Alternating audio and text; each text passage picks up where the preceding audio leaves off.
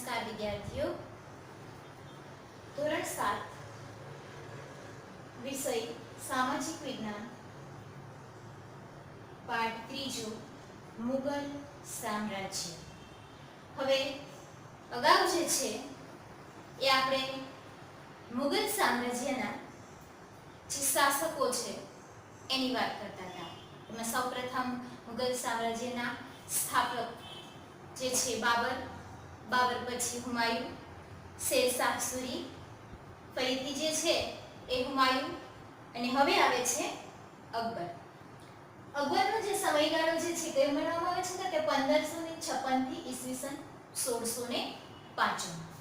હવે અકબર જે રાજા તરીકે ઇતિહાસના ભારતના ઇતિહાસમાં જે ગણનાપાત્ર સ્થાન છે એ ધરાવતા જોવા મળે છે.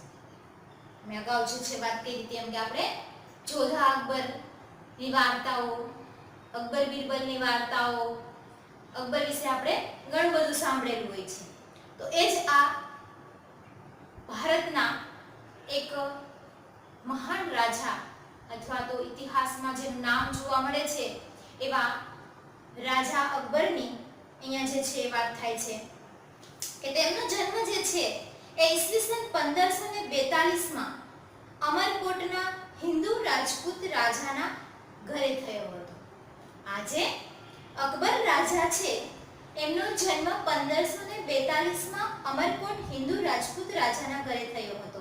હુમાયુના અવસાન બાદ માત્ર 14 વર્ષની વયે તે દિલ્હીનો બાદશાહ બન્યો હતો.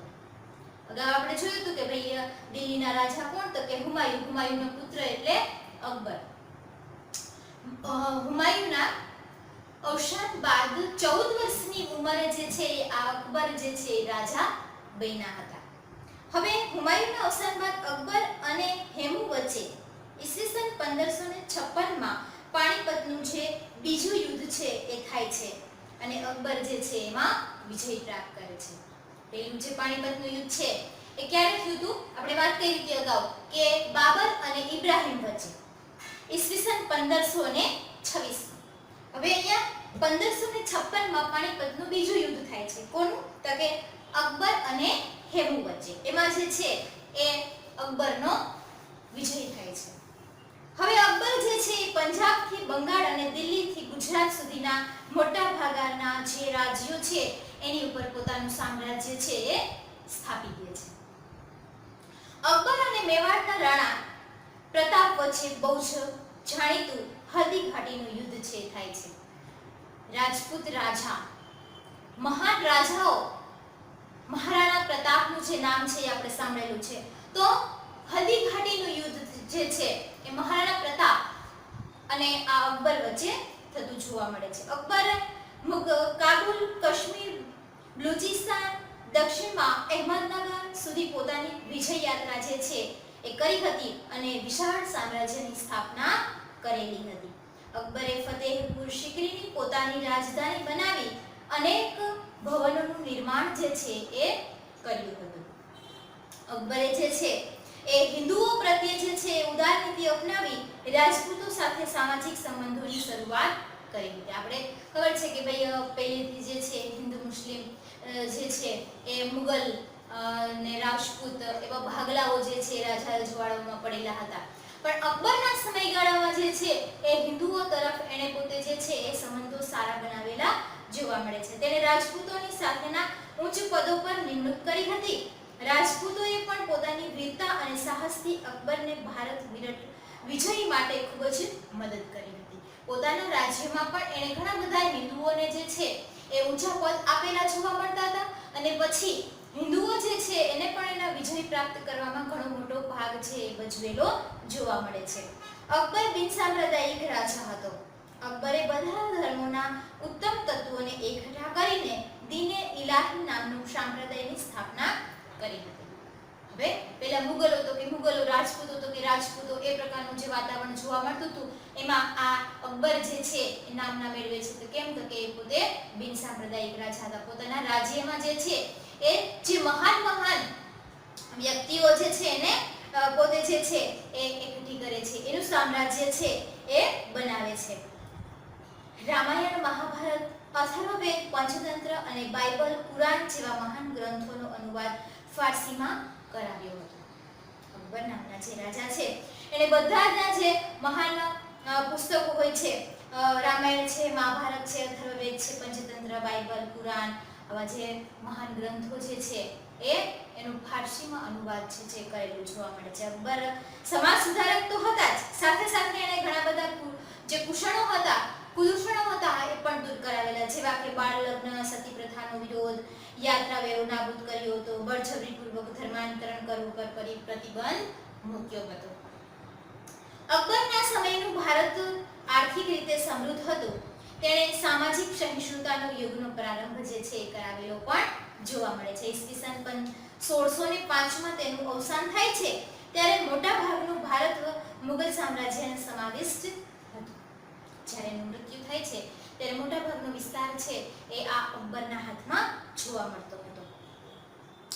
જહાંગીર ઈસવીસન હવે જે છે એ અકબરના મૃત્યુ પછી કોણ આવે છે મુગલ સામ્રાજ્યમાં? તો કે જહાંગીર. એનો સમયગાળો તો કે ઈસવીસન 1605 થી ઈસવીસન 1627 નો માનવામાં આવે છે. હવે અકબર સ્થાપેલા મહાન સામ્રાજ્યને સાચવવાનો વારસો જે છે એ જહાંગીરને મળે છે. હવે તેણે જે છે એ આ અકબરની જે નીતિઓને ચાલુ રાખી અને હિન્દુઓ સાથે સારા સંબંધો સ્થાપિત કરેલા જોવા મળે છે. તેણે અસમ અને દક્ષિણ ભારતના ગોલકોંડ સુધી જે છે એ વિજય મેળવ્યો હતો અને તેમની પત્ની નૂરજહાં જે ચતુર અને પ્રતિભાશાળી હતી તેણે અનેક કલાઓનું પ્રોત્સાહન આપ્યું હતું. જ્યારે જહાંગીરના સમયમાં જે છે એ આવી જે કલા સ્થાપત્ય ક્ષેત્રે જે છે એ ખૂબ મોટું યોગદાન થયેલું જોવા મળે છે અને એની પત્ની જે છે એને પણ ઘણી બધી કલા ક્ષેત્રે જે છે રસ રહેલો હોવાથી એ એક મહાન ચિત્રકાર હતા અને ઈસવીસન 1627માં જે છે એ જહાંગીરનું મૃત્યુ થતું જોવા મળે છે અને જહાંગીરનો પુત્ર જે છે જહાંગીરના મૃત્યુ પછી આપણે જોયું કે ભાઈ બાબર પછી જે છે એ હુમાયુ આવે છે, હુમાયુ પછી એનો પુત્ર આવે છે. હવે આ શાહજહાં, જહાંગીર પછી એનો પુત્ર જે છે એ કોણ આવે છે ગાદી પર? તો કે શાહજહાં. જહાંગીરના મૃત્યુ પછી શાહજહાં છે એ ગાદી પર આવે છે. એનો સમયગાળો જે છે એ 1627 થી ઈસવીસન 1658 નો જે છે એ માનવામાં આવે છે. હવે જે છે એ શાહજહાં છે એ ગાદી પર આવે છે. શાહજહાંનું ગુલામનું નામ જે છે એ શું હતું? તો કે ખુરમ હતું. આ શાહજહાંનું ગુલામનું નામ જે છે એ શું હતું? તો કે એનું ખુરમ. આ એનું ગુલામનું નામ છે જોવા મળે છે. તેણે દક્ષિણ ભારતનો વિજય પ્રાપ્ત કર્યો. તેના પિતા જેટલા જ શક્તિશાળી હતા એટલા જ પોતે પણ શક્તિશાળી હતા અને સાથે સાથે જેવી રીતે જે છે એ જહાંગીર જે છે એ ચિત્રકારના રૂપમાં સામે આવે છે એવી જ રીતે અહીંયા શાહજહાં છે પણ એ પણ કલા અને સ્થાપત્ય ક્ષેત્રે ખૂબ રસ ધરાવતા રાજા છે એ જોવા મળે છે. તેમની પત્ની જે છે એ મુમતાજ. આપણે તાજમહેલનું નામ છે સાંભળેલું છે કે જેમાં શાહજહાં અને મુમતાજનું નામ છે એની સાથે જોડાયેલું છે કે ભાઈ શાહજહાં જે છે એની પત્ની મુમતાજને એટલો બધો પ્રેમ કરતા હતા કે એના મૃત્યુ બાદ એ કબરના રૂપમાં જે છે આ તાજમહેલ છે એને બનાવેલો જોવા મળે છે. તો અહીંયા જે છે એ આ શક્તિશાળી રાજા શાહજહાં અને એની પત્ની કે જે મુમતાજ યાની કે મુમતાજ મહેલના નામથી ઓળખાય છે એના અવસાન પછી તેની યાદમાં જે છે એ આ તાજમહેલ બનાવેલો જોવા મળે છે કે જે આજે વિશ્વમાં સુપ્રસિદ્ધ જોવા મળે છે.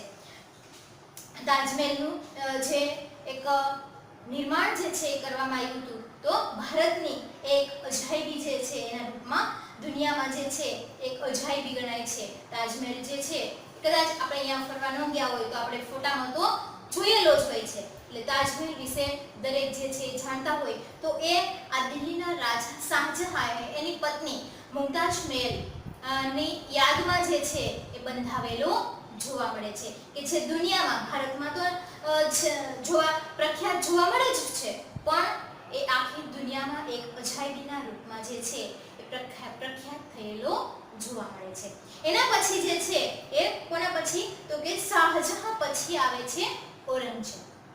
હવે ઔરંગઝેબનો જે સમયગાળો છે એ ઈસવીસન 1658 થી ઈસવીસન 1707 નો માનવામાં આવે છે. એના વિશે જે છે એ વિસ્તારથી આપણે અગાઉના પીરિયડમાં વાત કરશું. આજે જે છે આપણે અહીં સુધી રાખીએ છીએ.